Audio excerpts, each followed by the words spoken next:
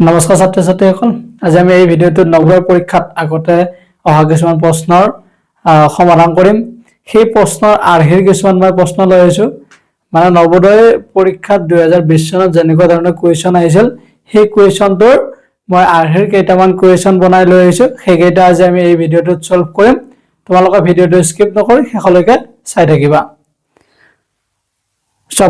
প্ৰথম কোৱেশ্চনটো তোমালোকৰ স্ক্ৰিনত দেখা পাইছা ওলাই আছে কি আছে সৰল কৰা 8/3 হৰণ ব্ৰেকেট স্টাৰ্ট 3/5 বিয়োগ 6/1 ব্ৰেকেট n যোগ 8/5 সমান কোৱেশ্চন মাৰ্ক দিয়া আছে মানে কি কৈছে এই ৰাশিটো সমাধান কৰাৰ পিছত এনসাৰটো কিমান হয় সুধিছে আৰু সেই এনসাৰটোৰ বাবে আমাক কি কৰিছে চাৰিটা অপচন দিয়া আছে আৰু সেই চাৰিটা অপচনৰ ভিতৰত আমি এটা অপচন চুজ কৰিব লাগিব চাৰিটা অপচন কি দিয়া আছে অপচন A দিয়া আছে 2 সমস্ত 8/3 অপচন B দিয়া আছে 8/5 অপচন C দিয়া আছে 8/7 আৰু অপচন D দিয়া আছে 1 সমস্ত 8/1 এতিয়া আমি কি কৰিম এই ৰাশিটো সমাধান কৰাৰ পিছত এই চাৰিটা অপচনৰ ভিতৰত কোনটো অপচন শুদ্ধ হয় আমি চাম এইটো প্ৰশ্ন কেতিয়া আহিছিল সাইডত লিখা আছে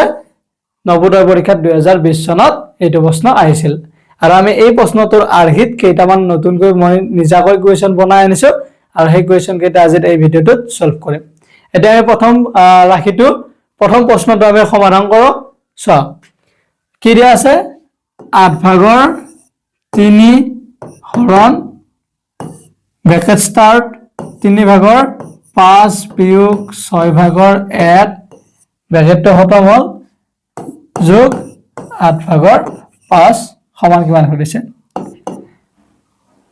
যেতিয়া এটা ৰাশিত ব্ৰেকেট থাকে তেতিয়া আমি কি কৰিব লাগে ব্ৰেকেটৰ কামখিনি আগতে কৰিব লাগে গতিকে এটো কি হ'ব 8/3 হৰণ ব্ৰেকেটৰ ভিতৰৰ কামখিনি আমি আগতে কৰিম এইখিনি কাম কৰিলে কি হ'ব এই ব্ৰেকেটৰ ভিতৰত কি আছে ব্ৰেকেটৰ ভিতৰত আছে যে 3/5 বিয়োগ 6/1 গতিকে আমি কি কৰিব লাগিব 3/5 পৰা 6/1 টো বিয়োগ কৰিব লাগিব আৰু যেতিয়া ভগ্নাংশ এটা বিয়োগ কৰিব লাগে তেতিয়া কি কৈছিল সেই ভগ্নাংশ দুটাৰ হৰ দুটাৰ লসাগু উলিয়াব লাগে হয়না প্ৰথম কথা হৰ দুটাৰ লসাগু উলিয়াব লাগে 6 আৰু 3 ৰ লসাগু কিমান হ'ব তোমালোকে কৰি চোৱা 6 আৰু 3 ৰ লসাগু কিমান মই সাইডত কৰি দিছো চাই লোৱা 6 আৰু 3 কিহেৰে হৰণ যাব 3 ৰে হৰণ যাব 3 কেইবাৰ 6 কেইবাৰ যাব দুবাৰ গতিকে লসাগু কিমান হ'ব লসাগু হ'ব 3 পূৰণ 2 6 হল এই দুটা 3 আৰু 6 ৰ লসাগু কিমান হ'ব 6 গতিকে ইয়াত কি হ'ব 6 তাৰ পিছৰ কামটো হ'ল প্ৰথম ভগ্নাংশটোৰ যেটো লগ থাকে তাৰ প্ৰথম ভগ্নাংশৰ যেটো হৰ থাকে সেই হৰেৰে তাৰ লসাগু হৰণ কৰিব লাগে আৰু হৰণ কৰাৰ পিছত আমি যেটো হৰণফল পাও সেই হৰণফলটো কি কৰিব লাগে তাৰ লগৰ লগত পূৰণ কৰিব লাগে গতিকে 3 ৰে 6 হৰণ কৰিলে কিমান বাৰ যাব দুবাৰ আৰু 2 টো কাৰ লগত পূৰণ কৰিব লাগিব 5 ৰ লগত 5 দুগুণ কিমান হ'ব 5 দুগুণ 10 তাৰপিছত কি আছে বিয়োগ ইয়াৰ পিছৰ কামটো কি হ'ব ইয়াৰ পিছৰ কামটো হ'ল পিছৰ ভগ্নাংশটোৰ যেটো হৰ আছে সেই হৰটোৰে লসাগু হৰণ কৰিব লাগে হৰ কিমান আছে 6 6 ৰে 6 হৰণ কৰিলে কিমান বাৰ যায় এবাৰ আৰু সেই 1 টো কাৰ লগত পূৰণ কৰিব লাগিব তাৰ লগ 1 ৰ লগত 1 আৰু 1 পূৰণ কৰিলে কিমান হয় 1 হল ব্ৰেকেট খতম যোগ 8/5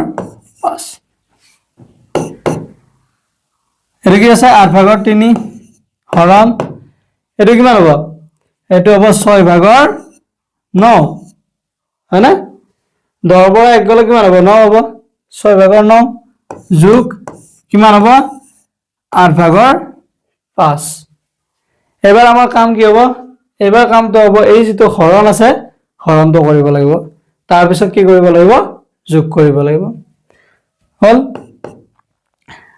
হৰণ কৰিব লাগিলে কি হ'ব হৰণ কৰিলে কি কৰিব লাগে মই আগৰ ভিডিঅত কৈছিলো হৰণ কৰিব লাগিলে কি হ'ব যেতিয়া দুটা ভগ্নাংশৰ মাজত হৰণ চিন থাকে তেতিয়া হৰণ চিনৰ পিছত যেটো ভগ্নাংশ থাকে সেই ভগ্নাংশটো কি হৰণ চিনৰ ঠাইত যদি আমি পূৰণ চিন লিখো তেতিয়া হৰণ চিনৰ পিছৰ ফালে যিটো ভগ্নাংশ থাকে সেই ভগ্নাংশটো হৰটো লব হৈ যায় আৰু লবটো হৰ হৈ যায় গতিকে হৰণ চিনত যদি আমি পূৰণ চিন লিখো তাৰ পিছৰ ভগ্নাংশটো কি আছে 6/9 6টো কি হৈছে হৰ আৰু 9টো কি হৈছে লব যেতিয়া আমি হৰণ চিনৰ ঠাইত পূৰণ চিন লিখিম তেতিয়া এই ভগ্নাংশটো কি হৈ যাব 6টো লব হৈ যাব হৰৰ পৰা আৰু 9টো লবৰ পৰা হৰ হৈ যাব গতিকে কিমান হল 9/6 তাৰপিছত কি আছে যোগ 8/5 এবাৰ কি হ'ব যেতিয়া দুটা ভগ্নাংশ পূৰণ কৰিব লাগে তেতিয়া কি কৰিব লাগে যেতিয়া দুটা ভগ্নাংশ আমি পূৰণ কৰো তেতিয়া হৰে হৰে পূৰণ কৰিব লাগে আৰু লবে লবে পূৰণ কৰিব লাগে গতিকে এটো কিমান হ'ব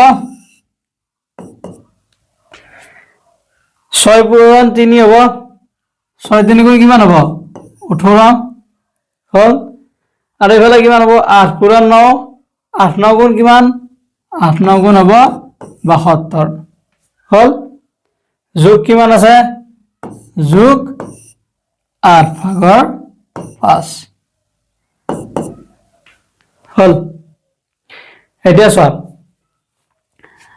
72 আৰু 8 থাকিল দুইটা 72/18 যোগ 8/5 এবাৰ কি আছে ভগ্নাংশ দুটা যোগ হৈছে আৰু যেতিয়া দুটা ভগ্নাংশ যোগ কৰিব লাগে তেতিয়া কি কৰিব লাগে ভগ্নাংশ দুটাৰ হৰ দুটাৰ লসাগু উলিয়াব লাগে 8 আৰু 72 ৰ লসাগু কিমান হ'ব তোমালোকে কৰি চোৱা 8 আৰু 72 ৰ লসাগু হ'ব 72 হল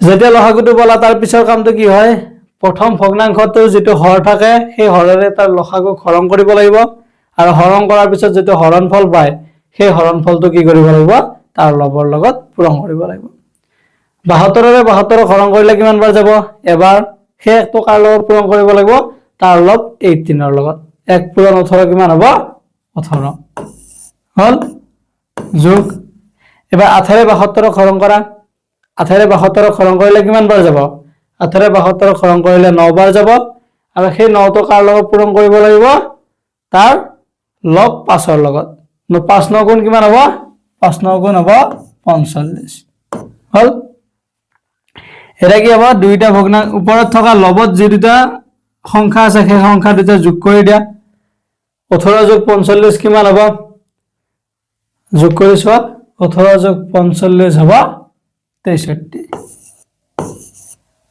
হল এটা চোৱা 72 ভাগত 63 এই অপচনত আছে নেকি এই চাৰিটা অপচনৰ ভিতৰত 72 ভাগত 63 নাই গতিকে আমাৰ ইয়াক কাটাকাটি কৰিব পাৰি নেকি চোৱা আমি ইয়াক 9 ৰে কাটাকাটি কৰিব পাৰিম 9 ৰে 72 কিমান বাৰ যাব 8 বাৰ আৰু 63 কিমান বাৰ যাব 63 যাব 7 বাৰ 63 9 ৰে হৰণ কৰিলে কিমান বাৰ যাব 7 বাৰ যাব গতিকে এটো কিমান হল 8/7 এবাৰ চোৱা অপচনত 8/7 আছে না অপচন সিত আছে 8/7 গতিকে এই প্ৰশ্নটোৰ বাবে শুদ্ধ উত্তৰ হ'ব অপচন সি 1 নম্বৰ প্ৰশ্নটোৰ শুদ্ধ উত্তৰ কি অপচন সি হ'ব শুদ্ধ উত্তৰ এতিয়া আমি পিছৰ প্ৰশ্নটো লৈ যাও এনেকুৱা ধৰণৰ কিছুমান আমাৰ মই কুৱেশ্যন বনাই লৈ আহিছো এই আৰ্হিৰ সেই কুৱেশ্যন বিলাক এতিয়া আমি সলভ কৰিম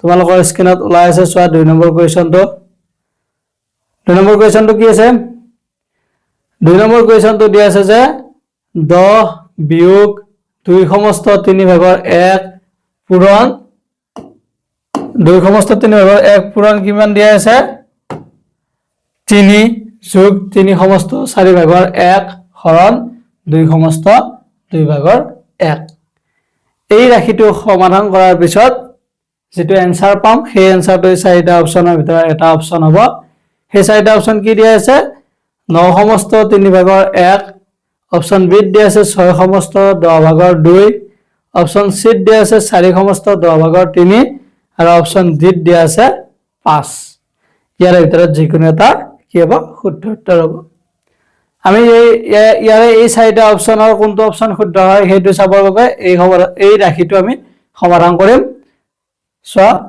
প্ৰথম কি আছে লিখিলো আমি কি আছে 10 বিয়োগ 2 সমস্ত 3 ভাগৰ 1 পূৰণ 3 যোগ 3 সমস্ত 4 ভাগৰ 1 হৰণ 2 সমস্ত 2 ভাগৰ 1।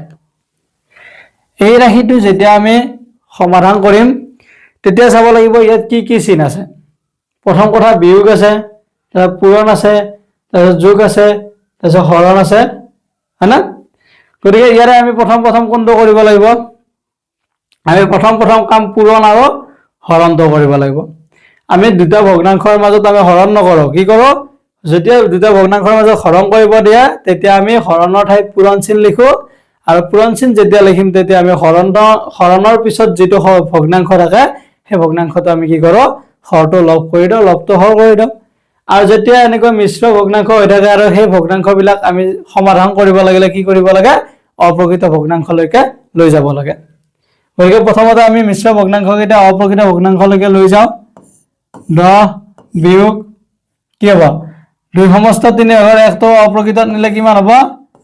3 2 3 গুণ কিমান হ'ব? 6 6 1 7 কিমান হ'ব? 3 ভাগৰ 7 পূৰণ 3 যোগ 3 সমস্ত 4 ভাগৰ 1 টো অপ্ৰকৃত ভগ্নাংশত নিলে কি হ'ব? 4 টো হৰ হ'ব আৰু তাৰ পূৰ্ণ সংখ্যা কিমান আছে? 3।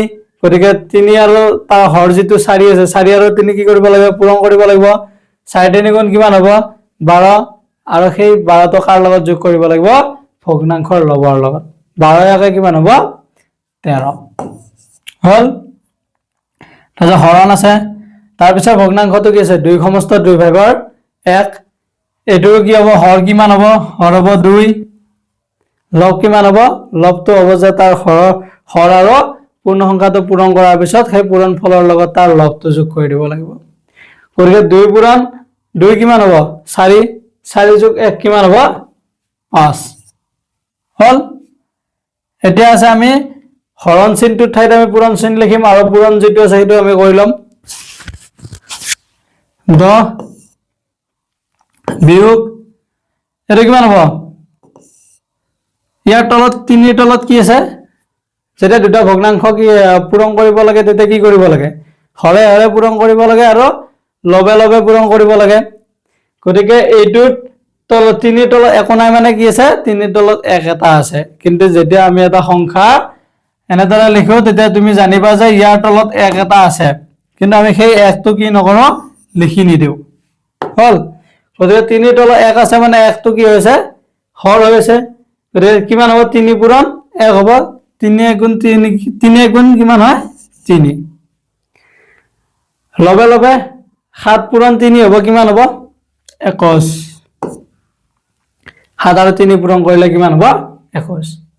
তাৰপিছত কি আছে? যোগ আৰু কিমান আছে? 4 ভাগৰ 13। হৰণৰ ঠাইত আমি কি কৰো? পূৰণ চিন লিখো, আৰু যেতিয়া আমি হৰণৰ ঠাইত পূৰণ চিন লিখো তেতিয়া কি কৰো? হৰণৰ পিছত যিটো ভগ্নাংশ থাকে সেই ভগ্নাংশটোৰ হৰটো লব কৰি দিওঁ আৰু লবটো হৰ কৰি দিওঁ। হল। এবাৰ চোৱা, এবাৰ কি কৰিব লাগিব? আমি পূৰণটো কৰিব লাগিব। পূৰণৰ পিছত আমি কি কৰিব লাগিব? যোগ, যোগৰ পিছত বিয়োগ। হল। 10 বিয়োগ 3 ভাগৰ 21 যোগ পূৰণ কৰিলে দুটা ভগ্নাংশ কি কৰিব লাগে? লবে লবে পূৰণ কৰিব লাগিব আৰু হৰে হৰে পূৰণ কৰিব লাগিব। গতিকে 4 পূৰণ 5 কিমান হ'ব? 20 আৰু 13 পূৰণ 2 কিমান হ'ব? 26 হল। ইয়াৰ পিছৰ কামটো কি হল? মই চাইডত কৰি দিছো চোৱা। এইবাৰ আমি কি কৰিব লাগিব? যেতিয়া বিয়োগ যোগ একেলগে থাকে তেতিয়া আমি কি কৰিব পাৰো? দুইটা থাকিলে সিহঁতৰ যিকেইটা ভগ্নাংশ আছে সেই ভগ্নাংশ কেইটাৰ হৰ কেইটাৰ আমি কি উলিয়াই ল'ব পাৰো? লসাগু উলিয়াই ল'ব পাৰো। আৰু লসাগু উলিয়াৰ পিছত তাৰ আমি যোগ আৰু বিয়োগটো কৰিব পাৰো। চোৱা, 10ৰ তলত একো নাই মানে কি আছে? ইয়াত একো দেখুওৱা নাই। এনেকুৱা ধৰণত থাকিলে কি বুলি কৈছিলো মই? সেই সংখ্যাটোৰ তলত এটা 1 থাকে। গতিকে ইয়াৰ হৰ কিমান হ'ব? 1। এইটো ভগ্নাংশৰ হৰ কিমান? 3। এই ভগ্নাংশটোৰ হৰ কিমান? 20। এতিয়া আমি কি উলিয়াব লাগিব? 3 আৰু 20ৰ লসাগু কিমান? হল। 3 আৰু 20ৰ যেতিয়া আমি লসাগুটো জানিম তাৰপিছত আমি এইটো ভগ্নাংশৰ সমাধানটো উলিয়াব পাৰিম। 3 আৰু 20 ৰ লসাগুটো মই সাইডত কৰি দিছো চোৱা 3 20 এই দুটা সংখ্যা একে সংখ্যাৰে হৰণ যাব জানো এই দুইটা সংখ্যা একে সংখ্যাৰে হৰণ নাযায় গতিকে আমি সংখ্যা দুটা কি কৰি দিম পূৰণ কৰি দিম 20 আৰু 3 পূৰণ কৰিলে কিমান হ'ব 20 আৰু 3 পূৰণ কৰিলে 20 আৰু 3 পূৰণ কৰিলে হ'ব 60 হল এই 60 টোক এতিয়া আমি কি কৰিব লাগিব প্ৰতিটো ভগ্নাংশৰ হৰেৰে লসাগুটোক আমি হৰণ কৰিব লাগিব আৰু হৰণ কৰাৰ পিছত যেতিয়া আমি হৰণ ফল পাম সেই হৰণ ফলটো তাৰ লবৰ লগত পূৰণ কৰিব লাগিব চোৱা ইয়াতে কি আছে ভগ্নাংশটোত হৰ কিমান আছে 1 একেৰে 60 হৰণ কৰিলে কিমান বাৰ যাব 60 বাৰ যাব আৰু সেই 60 টো কাৰ লগত পূৰণ কৰিব লাগিব তাৰ 10 ৰ লগত 60 পূৰণ 10 কিমান হ'ব 60 পূৰণ 10 600 হ'ব হয়না তাৰপিছত কি আছে বিয়োগ চিন তাৰপিছত ভগ্নাংশটোত হৰ কিমান আছে 3 সেই 3 ৰে 60 হৰণ কৰিলে কিমান বাৰ যায় 3 ৰে 60 হৰণ কৰিলে যাব দুবাৰ কিমান বাৰ যাব 3 ৰে 60 হৰণ কৰিলে 20 বাৰ যাব 3 ৰে 60 যেতিয়া হৰণ কৰিম তেতিয়া কিমান বাৰ যাব 20 বাৰ যাব আৰু সেই 20 টো কাৰ লগত পূৰণ কৰিম তাৰ লব 21 ৰ লগত 20 আৰু 21 পূৰণ কৰিলে কিমান হয় মই সাইডত কৰি দিছো চোৱা 20 পূৰণ 21 কিমান হ'ব 1 শূন্য গুণ 0 2 শূন্য গুণ 0 2 1 গুণ 2 2 2 গুণ 4 কিমান হ'ব 420 এটো কিমান হ'ব এতিয়া 420 তাৰপিছত কি চিন আছে তাৰপিছত আছে যোগ চিন হল এবাৰ পিছৰ ভগ্নাংশটো কি আছে ইয়াৰ পিছৰ ভগ্নাংশটো আছে 20 ভাগৰ 26 গতিকে ইয়াৰ হৰ কিমান হৈছে 20 আৰু সেই 20 এৰে কাক হৰণ কৰিব লাগিব 60 20 এৰে যেতিয়া 60 হৰণ কৰিবা তেতিয়া কিমান বাৰ যাব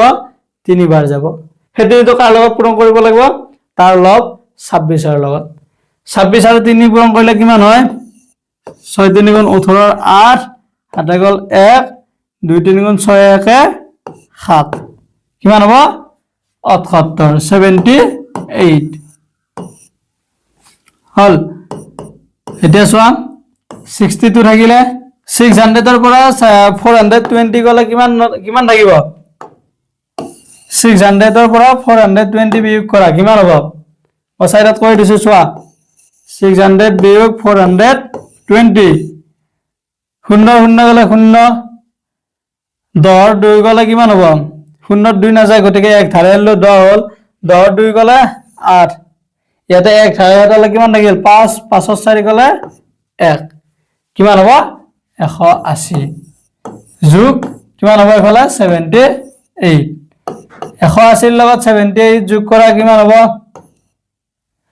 180 ৰ লগত 78 যোগ কৰি দিয়া কিমান হ'ব 0 আছে 8 8 7 15 5 7 গল 1 1 1 2 258 হ'ব কিমান হ'ল 60 ভাগৰ 258 এটো অপচন আছে নেকি এটো অপচনত নাই কি হৈছে অপচনত মিশ্র ভগ্নাংশত আছে গতিকে আমি কি কৰিম এই অপ্ৰকৃত ভগ্নাংশটো মিশ্ৰ ভগ্নাংশলৈকে লৈ যাম হল যেটা অপ্ৰকৃত ভগ্নাংশটা মিশ্ৰ ভগ্নাংশলৈকে লৈ যাব লাগে তেতিয়া কি কৰিব লাগে তেতিয়া তাৰ হৰেৰে লবক হৰণ কৰিব লাগিব হৰণ কৰাৰ পিছত যেতিয়া আমি ভাগফল পাম সেই ভাগফলটো পূৰ্ণ সংখ্যা হিচাপত লিখিম আৰু যেটো ভাগশেষ পাম আমি হেতু কি কৰিম ভগ্নাংশ হিচাপত লিখিম হল এবাৰ ইয়াক সৰল কৰা মানে লঘিষ্ঠ আকাৰলৈকে লৈ যাব পাৰি লঘিষ্ঠ আকাৰলৈকে লৈ গলে কিমানে হৰণ কৰিব পাৰিম 2 এৰে হৰণ কৰিব পাৰিম 2 এৰে 258 হৰণ কৰা কিমান বাৰ যাব 2 1 গুণ 2 5 2 2 গুণ 4 1 18 হল 2 9 গুণ 18 কিমান যাব 129 বাৰ আৰু 60 2 এৰে হৰণ কৰিলে কিমান বাৰ যাব 60 2 এৰে হৰণ কৰিলে যাব 30 বাৰ হল এতিয়া চোৱা এবাৰ কিমান হল 30 ভাগৰ 129 30 ভাগৰ 129 আছে জানো অপচন এটাতো 30 ভাগৰ 129 নাই গতিকে এটো অপ্ৰকৃত ভগ্নাংশ হৈ থাকিল ইয়াক আমি কি কৰিম মিশ্ৰ ভগ্নাংশলৈকে লৈ যাম কি কৰিব লাগিব ইয়াত মিশ্ৰ ভগ্নাংশত নিলে 129ক 30ৰে হৰণ কৰিব লাগিব 129ক যেতিয়া 30ৰে হৰণ কৰিবা তেতিয়া কিমান বাৰ যাব আমি 4 বাৰ দিব পাৰিম 30 4 গুণ 120 কিমান ৰব 9 বাকি ৰব গতিকে আমাৰ ইয়াত ভাগফল কিমান হ'ল যেতিয়া 30ৰে আমি 129ক হৰণ কৰিম তেতিয়া ভাগফল পালো আমি 4 আৰু ভাগশেষ পালো আমি 9 আমি যেতিয়া আমি 30ৰে 129ক হৰণ কৰিলো আমি 30ৰে 129ক হৰণ কৰাৰ পিছত আমি কি পালো ভাগফল পালো আমি 4 আৰু ভাগশেষ পালো 9 এটা আমাৰ কিমান হ'ব এটা 4টো কি হৈ থাকিব পূৰ্ণ সংখ্যা হৈ থাকিব আৰু 9টো কি হিচাপত লিখিম আমি 9টো আমি ভগ্নাংশ হিচাপত লিখিম কিমান হ'ব 30 ভাগৰ 9 হল এইটো আছে নেকি সব অপচনত 4 সমস্ত 30 ভাগৰ 9 অপচন আছে জানো অপচনত 4 সমস্ত 30 ভাগৰ 9 নাই গতিকে আমি কি কৰিব পাৰিম ইয়াক আমি কাটাকাটি কৰিব পাৰিম না নাই 9 3 ৰে কাটিলে কিমান বাৰ যাব 3 বাৰ যাব আৰু 30ক কাটিলে কিমান বাৰ যাব 10 বাৰ যাব গতিকে এটো কিমান হ'ব 4 সমস্ত 10 ভাগৰ 3 হ'ব এনসাৰটো কিমান হ'ব এনসাৰটো হ'ব 4 সমস্ত 10 ভাগৰ 3 হ'ব এনসাৰ এই 2 নম্বৰ প্ৰশ্নটোৰ বাবে শুদ্ধ উত্তৰ কিমান হ'ব 4 সমস্ত 10 ভাগৰ 3 এই চাৰিটা অপচনৰ কোনটোত আছে অপচন সিত আছে 4 সমস্ত 10 ভাগৰ 3 গতিকে 2 নম্বৰ কোৱেশ্চনটোৰ বাবে শুদ্ধ উত্তৰ কিমান হ'ব অপচন সি হ'ব শুদ্ধ উত্তৰ